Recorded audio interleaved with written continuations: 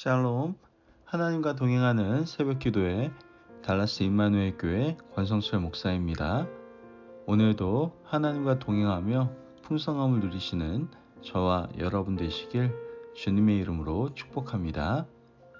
오늘 말씀은 창세기 31장 1절에서 3절까지의 말씀입니다. 야곱이 라반의 아들들이 하는 말을 들은즉 야곱이 우리 아버지의 소유를 다 빼앗고 우리 아버지의 소유로 말미암아 이 모든 재물을 모았다 하는지라. 야곱이 라반의 안색을 본즉 자기에게 대하여 전과 같지 아니하더라.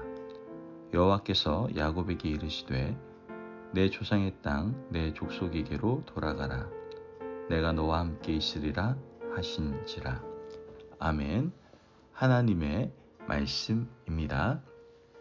여러분, 새해를 맞이하여 신년 특별 새벽 성회를 마치고 하나님과 동행하는 새벽 기도회를 처음 함께 나누게 됩니다.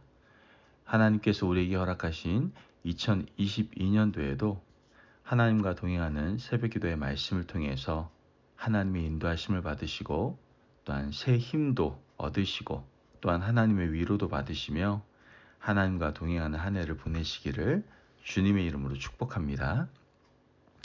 오늘 말씀은 하나님 앞에서 좀 단순하게 삽시다라는 말씀을 가지고 여러분과 함께 은혜를 나누기를 원합니다. 우리는 일반적으로 마음에 거리거나 불편한 일을 하게 되면요, 언제나 결과 좋지 않은 것을 잘 알게 됩니다. 동기가 옳지 못하거나 뜻이 바르지 못하면 사실 시작하지 않는 것이 더 좋을 때가 많습니다. 세상에 많은 사람들은 결과만 중요하면 되지 뭐 이렇게 생각할 때가 참 많습니다. 그래서 시작이 어떻든 동기가 어떻든 과정이 어떻든 결과만을 중요하게 생각하며 다른 모든 것들을 무시하죠. 하지만 결과 물론 중요합니다. 그러나 그 이전에 시작도 중요하고 동기도 중요하고 과정도 중요하다는 것을 우리는 기억할 수 있어야 된다는 것이죠. 우리가 하나님의 사람으로서 살아갈 때에도 우리는 내 안에 선한 마음으로 선한 의도로 어떤 일을 하고 있는지 늘 돌아볼 수 있어야 됩니다. 사실 우리가 선한 마음과 선한 의도로 최선을 다할 때 그 결과는 누구에게 달려있기 때문에 그렇습니까? 하나님께 달려있기 때문에 그렇습니다. 사실 결과는 우리가 책임진다라기보다는 우리가 최선을 다할 때 하나님께서 책임져 주신다라는 것이죠. 그런데 만약 믿음의 사람들이 이런 방법이 뒤바뀌게 되면 그러한 사람들의 삶은 굉장히 복잡해진다라는 것을 우리는 알게 됩니다. 오늘 읽은 말씀을 보면 야곱의 인생이 바로 이런 문제 때문에 굉장히 복잡해지는 것을 보게 됩니다. 창세기는 야곱의 이야기가 상당 부분을 차지하고 있죠. 야곱이 하나님 앞에 잘 살아서가 아니라 자기 주도적인 인생을 살았기 때문에 그의 인생을 기록할 분량이 많아졌음을 우리는 이야기를 읽으면서 알게 됩니다. 야곱이 하나님 앞에서 말씀하신 대로만 살았다면 이렇게 복잡하지 않아도 되고 복잡하고 불필요한 훈련을 받지 않아도 될 텐데 야곱은 복잡한 자기 생각으로 조금은 꼬인 인생을 살았다라고 볼 수 있는 것이죠. 야곱은 20년 동안 라반의 집에서 고생을 했습니다. 14년은 한 여인을 얻기 위해서 보냈고 나머지 6년은 라반의 집에서 종처럼 살았죠. 그 이후에 재산이 굉장히 많아졌습니다. 양떼가 많아지고 가축도 아주 많아지게 되었죠. 그러자 라반의 아들들, 즉 야곱의 처남들의 보는 눈이 이전과 같지 않았어요. 어떻게 저렇게 모았지? 훔쳐간 거 아닐까? 우리 아버지 세는 어떻게 했길래 저렇게 모은 거야? 좀 대하는 태도와 눈빛이 이전과는 달라지기 시작한 겁니다. 그래서 야곱은 하나님께 기도를 하게 됩니다. 그때 하나님은 야곱에게 말씀을 하시죠. 오늘 본문 3절 말씀을 보면 여호와께서 야곱에게 이르시되 내 조상의 땅 내 족속으로 돌아가라. 내가 너와 함께 있으리라 하신지라. 아멘. 말씀에서 뭐라 말씀하십니까? 하나님이 돌아가라고 말씀하고 계세요. 내가 너와 함께 있겠다라고 말씀을 하셨죠. 야곱에게는 항상 하나님이 이렇게 먼저 말씀을 해주셨어요. 돌아가라. 내가 너와 함께 있으리라. 하나님이 말씀하시는데 사실 겁날 게 뭐가 있겠습니까? 걱정이 뭐가 되겠습니까? 하나님이 직접 이렇게 먼저 말씀을 해주셨는데요.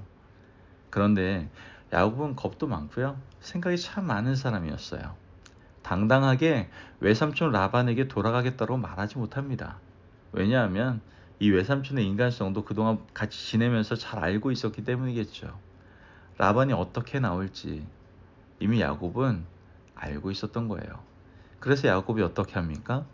창세기 31장 20절 말씀을 보니까 야곱은 그 거취를 아람 사람 라반에게 말하지 아니하고 가만히 떠났더라.